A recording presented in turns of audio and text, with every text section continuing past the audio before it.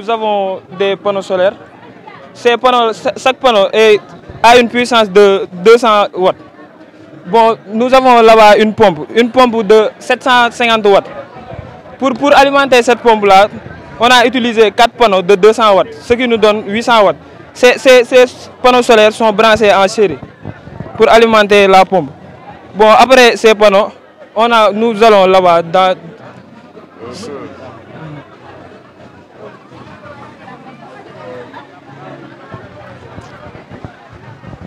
Ici, on représente ça comme un puits, exemple. Et on a ici un contrôleur. C'est ce contrôleur qu'on utilise. C'est ce contrôleur. On a alimenté ce contrôleur à propos des panneaux. Ici, on a un modulaire pour fermer le circuit. Si on allume cette modulaire, le courant est passé par le contrôleur. Et si on allume ça, nous allons voir que le pompe va sortir de l'eau à travers. Ici, on a une maquette qui est alimentée par notre éolienne qui est là. Je vais laisser mon camarade Amina pour qu'il vous explique comment on a fait pour réaliser ce projet-là. Bonjour à tous, je me nomme Aminata Cissé, je suis en L3 énergie renouvelable et froid. Voici notre maquette, on va vous présenter notre travail. Comme on a tous l'habitude de voir, c'est-à-dire que nos maisons sont alimentées par le réseau Sénélec. Et dans ce cas, c'est différent. Cette maison sera alimentée par cette éolienne. Mais comment? Tout d'abord, je vais vous expliquer c'est quoi une éolienne. Une éolienne est un dispositif qui transforme l'énergie cinétique du vent en électricité. À partir de ces différents composants, voici ces composants. Ici, on a les pales, 3 pales.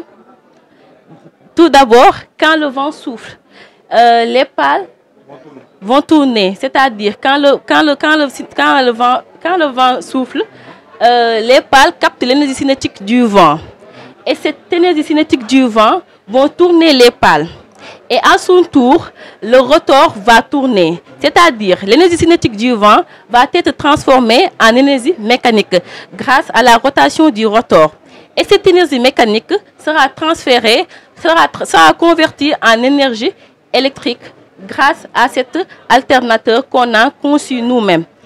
Et cette électricité qui a été convertie grâce à ces fils conducteurs et ce raccordement, on va pouvoir transformer cette énergie électrique en énergie lumineuse. C'est la raison pour laquelle quand le vent souffle, on va voir que les lampes vont s'allumer. Bon, ici on a une installation solaire. Cette installation solaire est raccordée à un système hybride.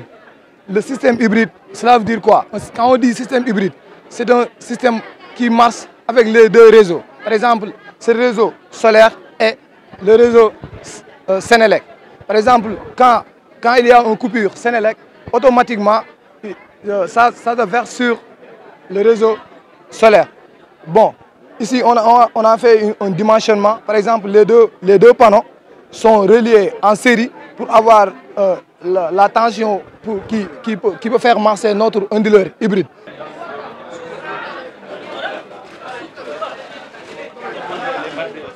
Voilà. Ici, nous avons 2 batteries. Les 2 batteries sont des batteries de 12 volts et les 2 batteries sont des batteries de 12 volts qui sont aussi branchées en série pour avoir les 24 volts qui peuvent faire marcher notre onduleur hybride. Là, pour l'installation, par exemple, le branchement en série, c'est pour augmenter la tension. Et ici, pour avoir la tension voulue, on branche les 2 batteries en série, qui sont chacun 12 volts et 100 ampères-heure. Et par exemple, les 2 batteries, on ne peut pas brancher, par exemple, 2 batteries, l'un 100 ampères-heure, l'autre 70 ampères-heure. C'est interdit. On branche les mêmes ampérages, les mêmes calibres, les mêmes capacités. On a 2 batteries de 12 volts et 100 ampères-heure. Ces 2 batteries de 12 volts, 100 ampères-heure, qui peut alimenter notre onduleur hybride. L'onduleur hybride, il reçoit 3 sources.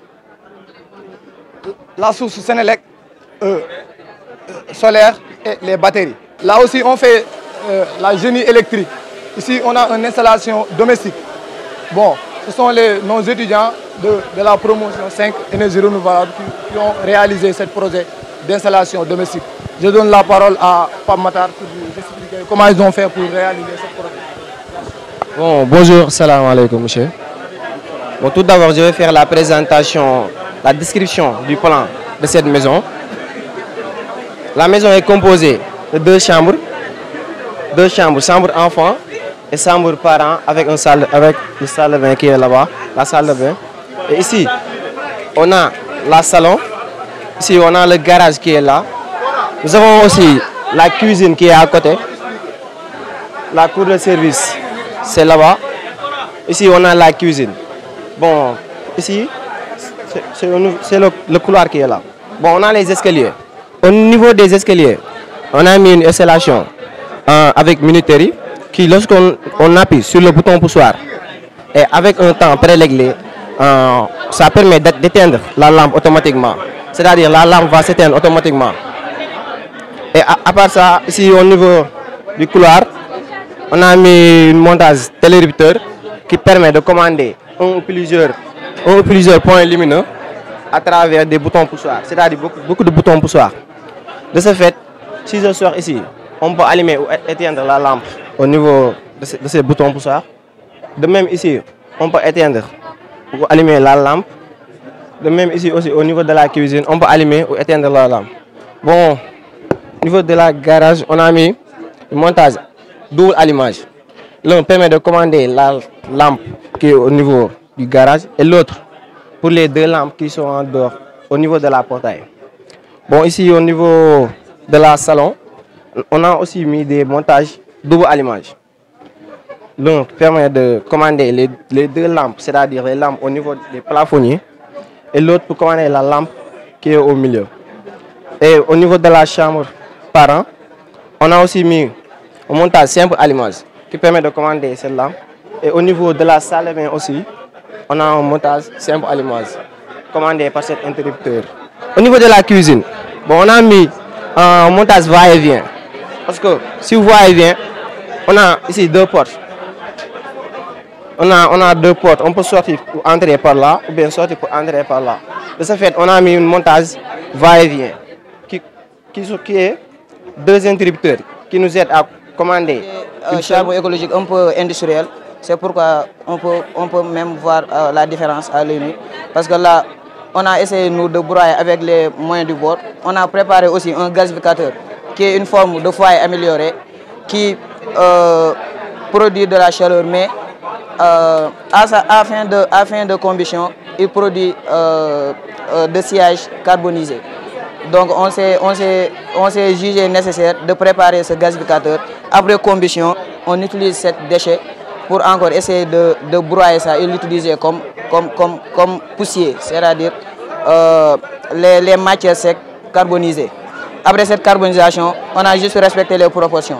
60% de poussier, plus de 30% d'eau, aussi 8% de liant ou plus. Nous, on a utilisé le liant comme la farine, jugé plus abordable pour avoir la quantité d'amidon qu'on a besoin. Parce que c'est juste l'amidon qui nous permettra de lier le charbon, mais aussi qu'on peut chauffer et donner du flamme. Donc, là, on peut juger que la seule différence, c'est ici, on a des carbonificateurs qui sont programmés, qui broient et carbonisent et carbonifient les déchets agroalimentaires. Ici, on a juste utilisé ce qu'on a. Donc la différence ici, c'est juste que là, on a utilisé des coques d'arachide. Ici, on a utilisé les tiges de Tifa. Ici, on a utilisé les sièges de mil. Les sièges de mil. Donc, en quelque sorte, voilà comment ressemble la combustion. Voilà l'autre. Donc, c'est une biométhanisation. Ici, on a devant nous ici une biométhanisation. Qui dit biométhanisation, on parle de dégradation. C'est un processus biologique qui permet de dégrader des matières pourrissables. Donc ici, on a ici la procédure, comme par exemple les matériels qu'on va utiliser pour faire notre biométhanisation. Ici, c'est la chambre de fermentation, là où on met les déchets pour fermenter. Ici, on a le conduit de gaz. qu'on va utiliser différents éléments pour faire. Ici, on a des types T. Ici, on a des joints qu'on va faire pour assurer l'étanchéité. On va aussi utiliser des cols, des différentes cols, comme par exemple des cols 4 minutes ou bien des scotch pour assurer l'étanchéité. Si on parle de l'étanchéité, c'est de faire de telle sorte que l'air ne peut pas entrer et ne peut pas sortir.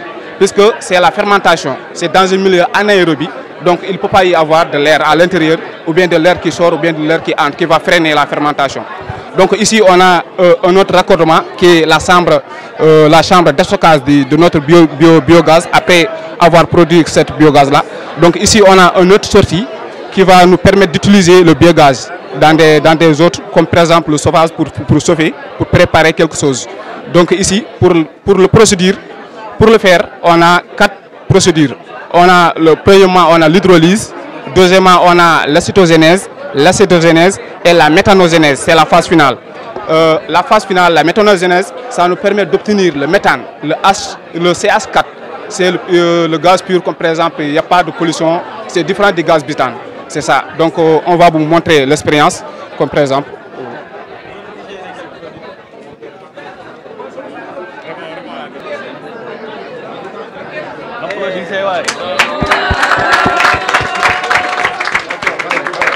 Nous avons ici un prototype de production de courant électrique à partir de l'eau.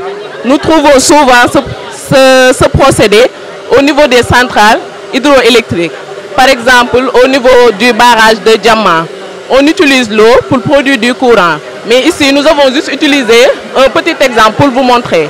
Par exemple, à partir de l'eau, on peut obtenir du courant qui alimente la maison, comme vous pouvez le voir.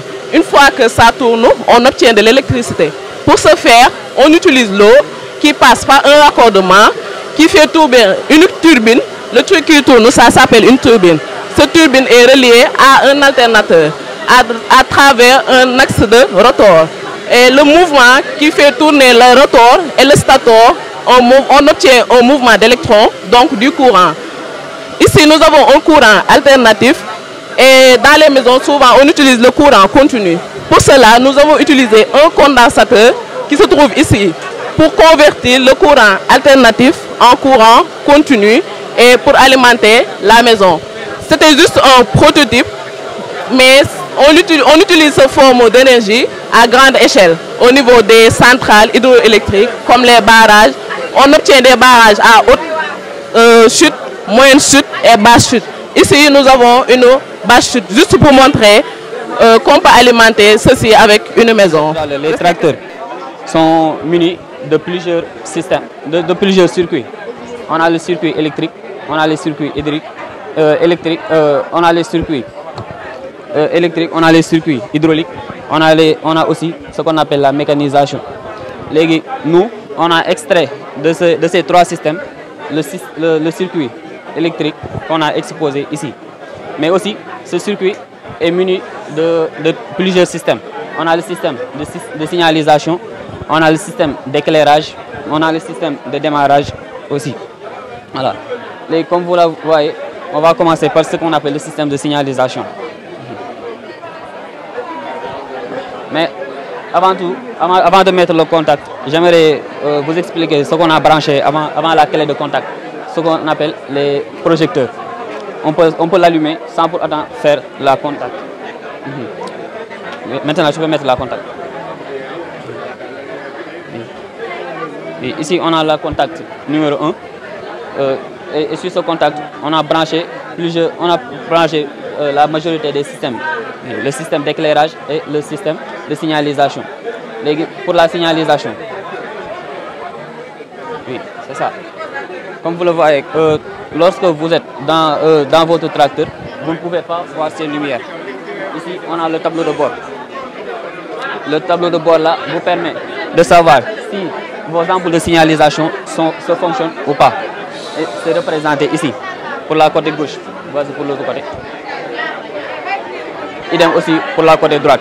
Si vous signalisez, ça va vous permettre de voir si vos ampoules de signalisation se fonctionnent ou pas. S'arrête ou pas. Voilà, c'est ce qu'on va énumérer ici. La klaxon aussi. Klaxon aussi.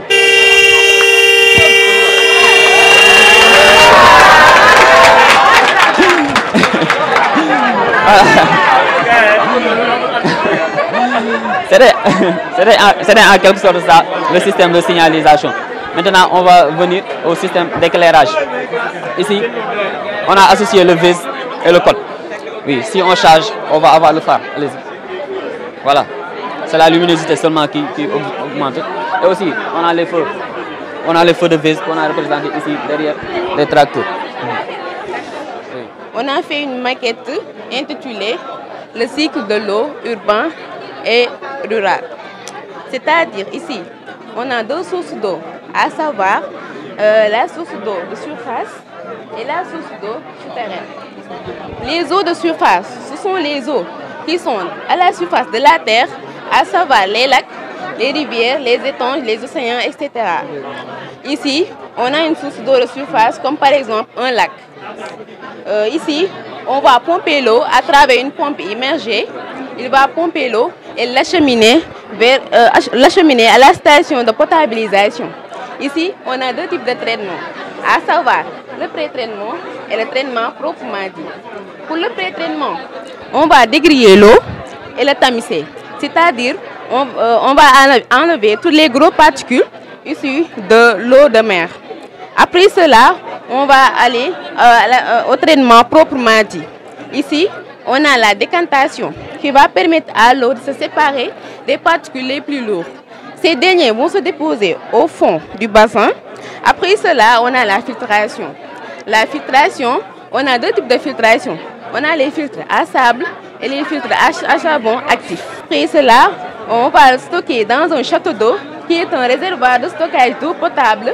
Et ce réservoir qui est un château d'eau va être dans le point le plus haut des maisons. C'est-à-dire cette configuration va lui permettre de distribuer l'eau sous pression. Après cela, on a la distribution qui se fait en deux étapes. C'est-à-dire ici, on a un réseau ramifié.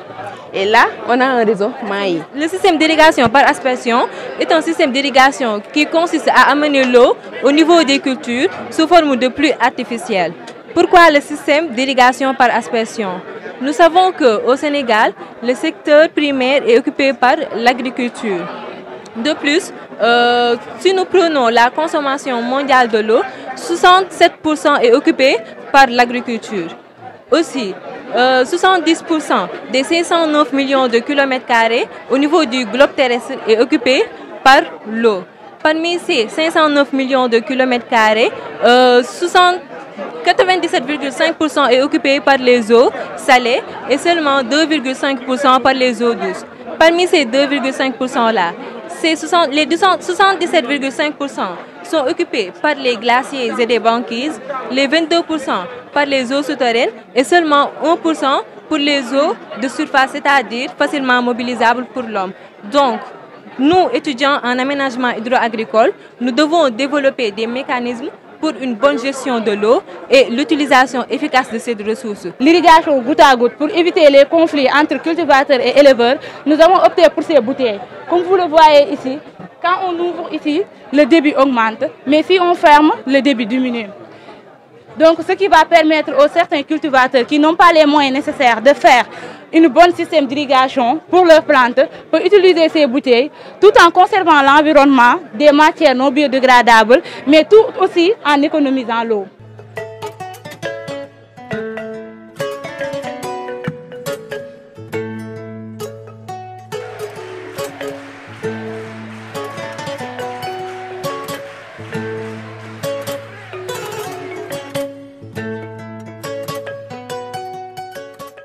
Je suis honoré de me tenir devant vous aujourd'hui en tant que président d'une organisation rassemblant les étudiants du département AGMR.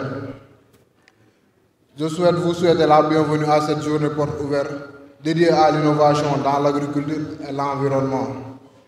Un événement qui met en lumière les opportunités et les défis auxquels nous sommes confrontés au Sénégal.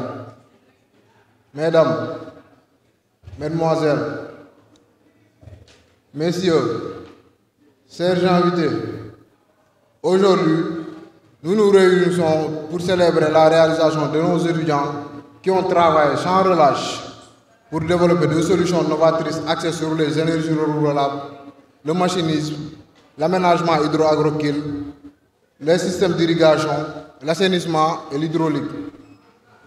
Ces domaines sont d'une importance cruciale pour un avenir durable dans notre pays, où l'agriculture et l'environnement jouent un rôle vital.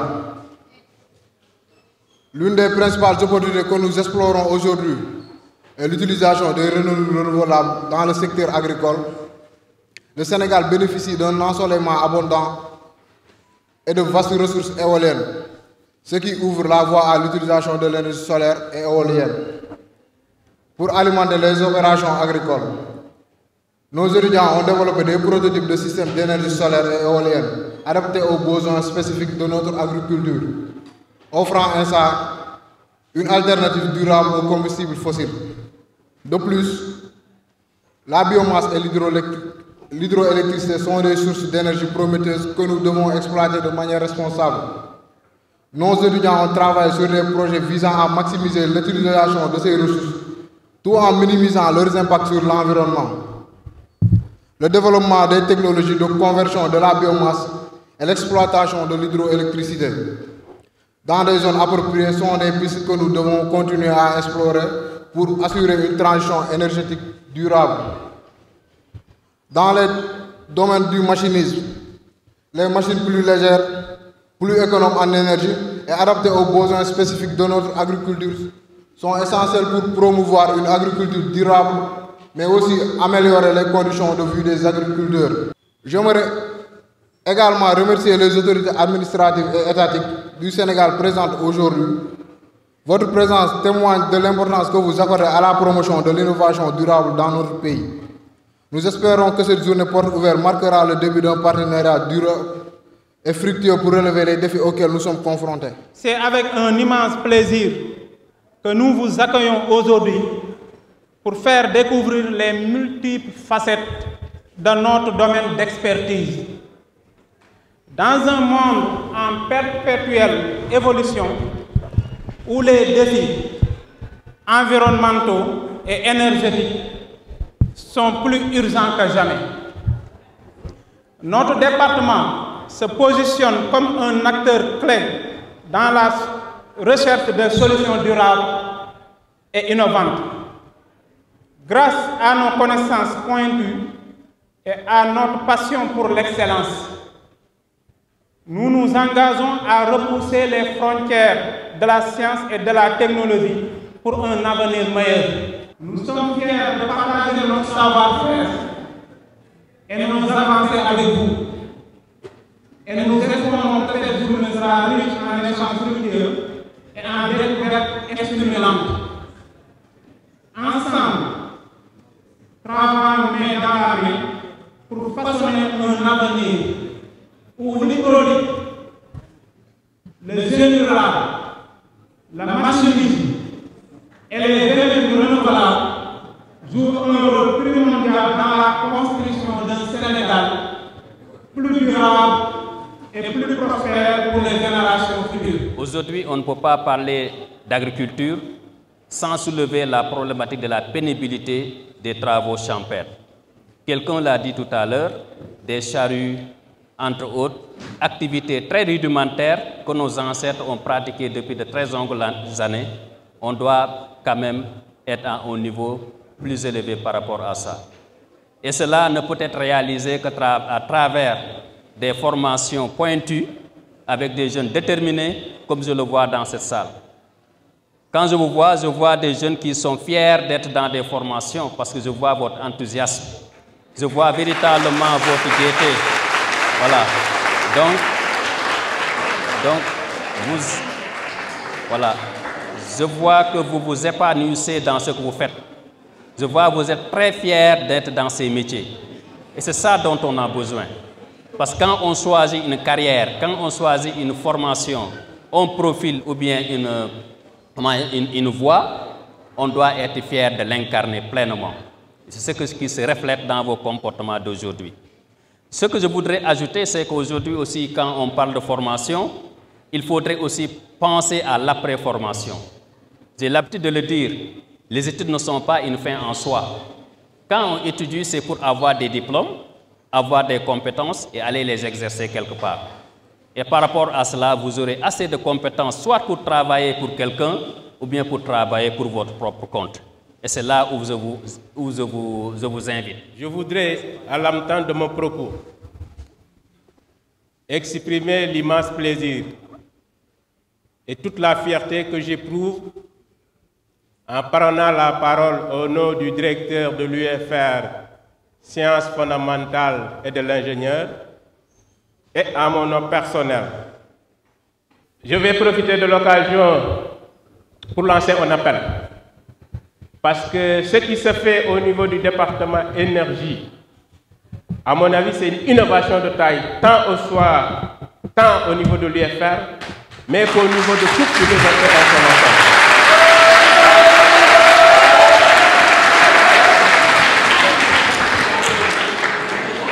Chaque année, les étudiants de ce département-là organisent une activité de taille, une activité scientifique qui mobilise toute la communauté universitaire autour des thématiques qui nous préoccupent au niveau de cette université. Je pense que l'ensemble des étudiants de cette université doivent pouvoir imiter ces jeunes-là parce qu'ils ont reçu les mêmes formations, ils ont reçu le même encadrement.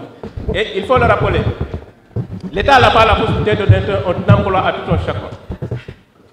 Il est vrai, certains vont passer par des concours, d'autres auront l'opportunité d'être peut-être recrutés directement, mais d'autres seront obligés, comme Malik l'a dit, à avoir leur propre entreprise.